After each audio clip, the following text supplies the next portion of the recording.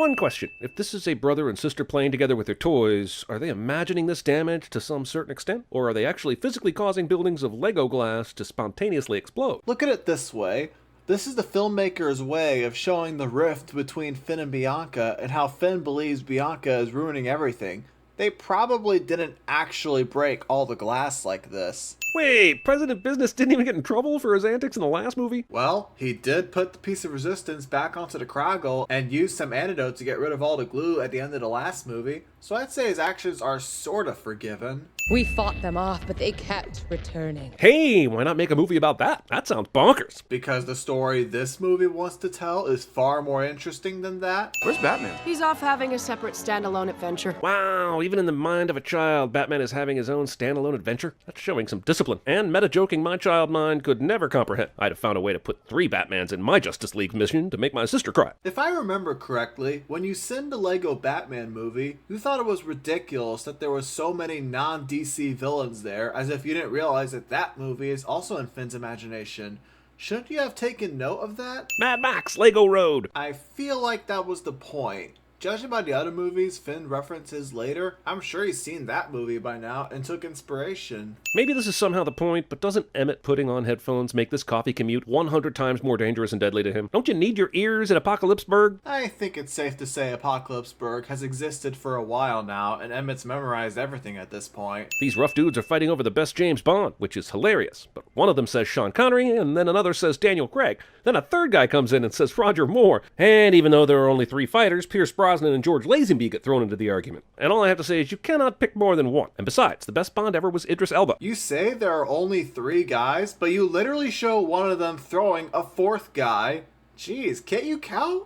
And Michael Fassbender was the best Bond. Fingernail, Tots and Toes, Jeff. The super long list of rattled off silly names and the gag about ending on a totally normal name have both been done to death prior to this movie. That's hilarious coming from you, the guy who constantly brings up the Prometheus school running away from things, or calls people eating apples a-holes. Man, I hate to say it, but if you look up overstaying your welcome in modern dictionaries, it's a picture of Lego Batman. Dude, Lego Batman is the best character in the entire series. I said what I said. We've never seen anything like this. What? You got invaded by aliens for 5 years. You'd never seen anything like any of that. Why would you say this right now about this thing? Because this particular spaceship has never shown up before?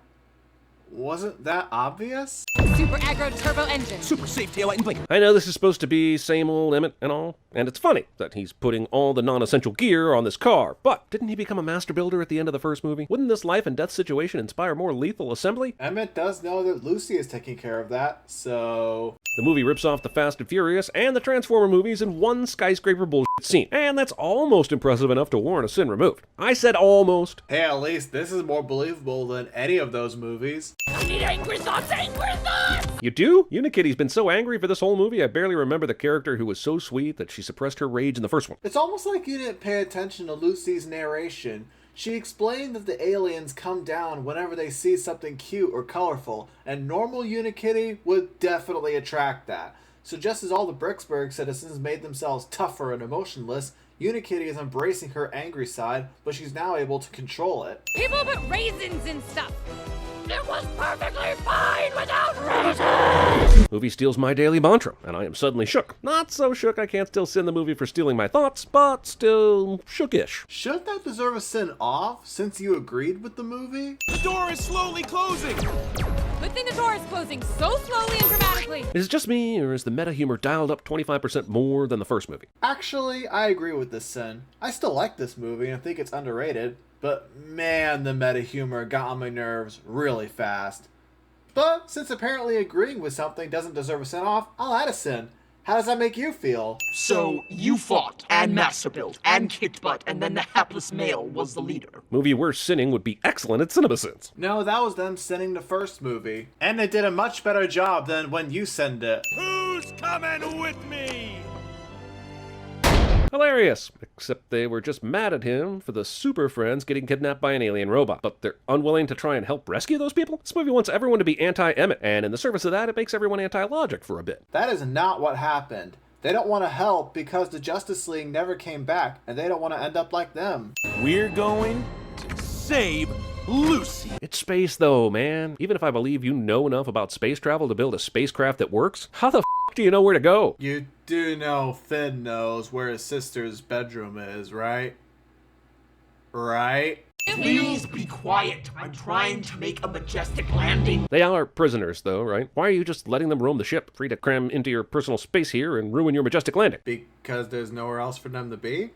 Have you seen the size of this ship? Let me guess, this spaceman ex machina is actually going to turn out evil, much like Ego did in Guardians of the Galaxy 2. And they're going through a stairgate. But this guy isn't voiced by Kurt Russell, which is disappointing in a movie as meta as this. I don't know what the sin is, really, other than this scene reminds me of Guardians of the Galaxy 2 and Stargate. And when Chris Pratt does the voice of this character, I think he's doing a Kurt Russell impersonation, but it. Here's a sin till I figure out how I feel. You mind if I save your life? This movie ex machina is every 3 minutes. It's borderline harassment. You literally just demonstrated that you know that Emmett will betray Emmett later, right? And the movie later reveals that Emmett has flown the same spaceship before, so he knows how to fly it and how to navigate this asteroid field after failing the first time. The isolation, intense. And to think, if this household just had cats, Dude Man here would have been rescued from under the dryer in mere minutes. So the sin is that in an alternate reality, this movie would have had cats rescue Emmett? What? Also, holy in my house growing up, we cleaned weekly, and my brother and I both had jobs, and if we missed something this close to the edge of the under the dryer area, we'd have gotten spanked. Literally no one in this family even looks under the dryer for ages. As someone who grew up playing Lego, I can tell you that this is maybe the most realistic thing in the entire movie. I sat in the mirror years ago in shame and took a permanent marker and hair by hair just, recolored it. I mean, It's kind of funny to me that since this is Bianca in control of the narrative, she knows the entire backstory that Finn gave Wildstyle and is acting out the characters with no discernible difference. One sin for still calling Lucy Wildstyle. Why didn't you come back for us? Not that it's any of my business, but where the hell was Superman hiding Green Lantern just now? I know that I overused the whole "it's in a kid's imagination" excuse in the last movie, so I'm making sure not to make the same mistake here, but I'll use it for this case. I can't play the music, but this song goes, this song's gonna get stuck inside your, this song's gonna get stuck inside your, this song's gonna get stuck inside your head. And that's not as funny as the movie thinks it is, while still being all the annoying that the movie knows it is. Alright, fine, I'll remove a sin. 100% agree with you here. Her jumping up to the top bar of the EQ meters is pretty clever. Should we give it a sin all? Nah, probably not. But why though? We're never gonna get an answer for that, are we? Crack that pain bone open and suck out the marrow. Don't make a college girlfriend joke. Don't make a college girlfriend joke. Don't make a college girlfriend joke. Jeremy implies boner. Batman is a permanent bachelor. I am so confused by the brainwashing song. Does it wear off? If it wears off, why hasn't he desparkled or dumped the white cape? How can you brainwash everyone as a plot device to let Emmett and Wildstyle save the day, but then pretend it didn't take with Batman so he could be a plot device that stalls the proceedings to give time to Emmett and Wildstyle? And yes, they eventually say no one was brainwashed, but everyone was acting pretty fucking brainwashed, so I reject that. No, that was it. They're not brainwashed. They're still the same characters. They just better understand what Bianca's wants are to connect with Finn, the older brother. So what? You dig Superman? I don't care. But listen up. You're clearly just confused. Is this epic rap battles now? Sinning this song. A toaster. a toaster? Just trust me. Nope, they all died. I'm guessing the sin is that you found this unbelievable. This is a kid's imagination, after all. Hey guys. The Bruce Willis cameo gag was meh at first, kind of funny when Wildstyle bumped into him, and at this point I'm just ready to say it's worn me down. One sin removed. But add that sin right back for Bruce Willis trying harder in this animated movie than he has for either of the last 2 Die Hard films. I would have said this movie from 2019 used Bruce Willis better than 2019's Glass. Seriously, screw that movie. We've been expecting you. If you knew Wildstyle was here the whole time, why didn't you just go ahead and kill her? Yes, acknowledgement that this is all playing out in a child's brain, so f this movie for making me sin children's brains. Except Mayhem doesn't want to kill Lucy, so... How the f did Rex know that Wonder Woman's invisible plane was going to be here when he jumped? That's the joke. I like you the way you were. Sweet, innocent, kind. Nuclear skip. Skip this heartbreaking moment of Finn rejecting Bianca's plea?